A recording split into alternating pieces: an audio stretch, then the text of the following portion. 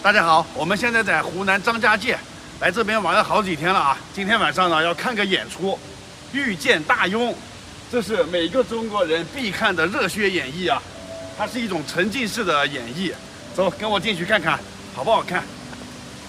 这边是大门，做的非常气派啊。今天还是和小胖过来看演出啊。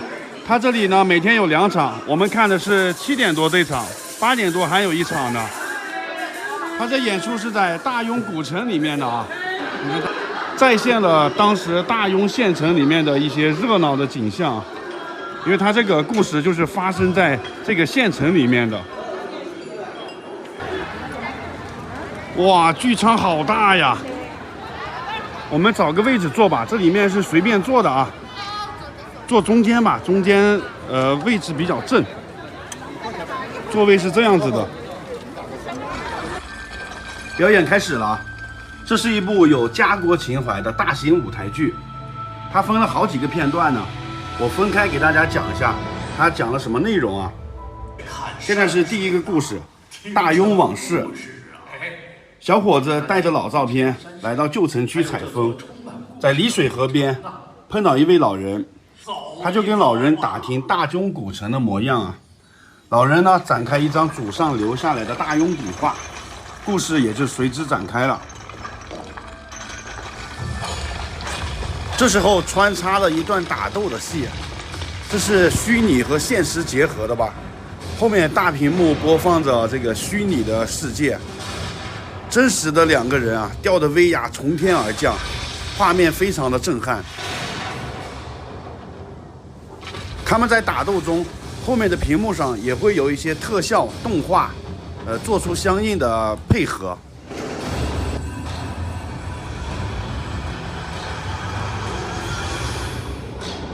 那一年呢，将军府的3少爷即将年满18岁，老将军决定传位给他，但是3少爷要经过一个考验，就是他要过了拔起天门矛这一关才可以。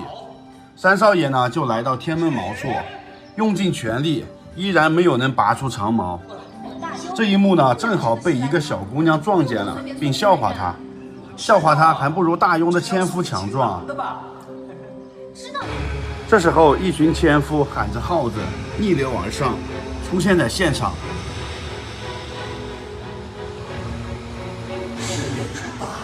第一幕结束了，现在要转换舞台，我们去另一个空间继续看表演。哇，我们整个坐的这个座位啊，被拉到另一个大厅去了。这就是那个拉拉舵嘛，我们像坐的船一样，被拉过这个大厅去表演了，好出人意料呀！现在是第2个故事，壮士出征。船只停靠在南门码头，大街上一派忙碌的景象。老大娘跟秀姑说，将军府的3少爷还没有娶亲，想替他说媒去啊。秀姑拦住老大娘说，她可不像其他的女人那样，她要嫁就要嫁个大英雄。将军府里，3少爷刻苦练功，终于拔起了天门矛，还耍得有模有样。所以呢，爷爷就决定将大印传给他。而此刻啊，一封朝廷征兵抗倭的急书送过来了。爷爷有点犹豫了，因为他2个儿子已经战死在沙场了，现在唯一的孙子也要上战场，他很是担心。但是军情紧急，3少爷调集兵力啊，决定即刻出发。乡亲们一起过赶年，一起喝了摔碗酒，立下必胜的誓言，就出发了。顺便提一下，过赶年是当地土家族1年之中最重要的节日。喝摔碗酒是他们的民俗习惯。哇，这边的门又打开了，所有观众要走到那边去了，又换场地了啊！换这边来了，360度观看。这已经是换了第3个场景了啊！表现的是将士们出征了，千难万险。第3个故事。骁勇抗倭。宋郎崖上，秀姑为将士们送行。3少爷对他说：“等我回来，战功就是聘礼，秀姑也答应他了，一定要等他回来。哇，有一艘船从那大屏幕里面伸出来了，出人意料呀！虚拟和现实结合啊！这个现场布景做得太逼真了，分不清哪里是现实，哪里是虚拟。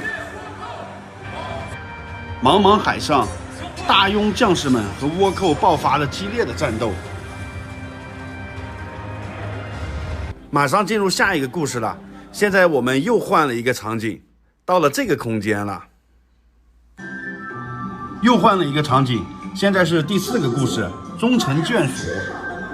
日升日落，四季轮转，秀姑一直在默默织锦。此时呢，将士们送回了天门锚，没有人知道三少爷是否还活着。3年了，抗倭的战士都回来了，三少爷可能已经死了。但是秀姑坚信三少爷的承诺，他一定会回来娶她。一声我回来了，三少爷与秀姑重逢，羞涩幸福溢于言表。他们举办了一场土家族的婚礼。第5个故事，天人合一。人会老，城也会老，有些东西会消逝，有些记忆永远都在。大庸的山拔地而起，正如这里的男人刚毅果敢；大庸的水涓涓细流，正如这里的女人滋养缠绵。结束了，大家在鼓掌呢。哇，这边是演员谢幕，这2边啊都有表演，360度的。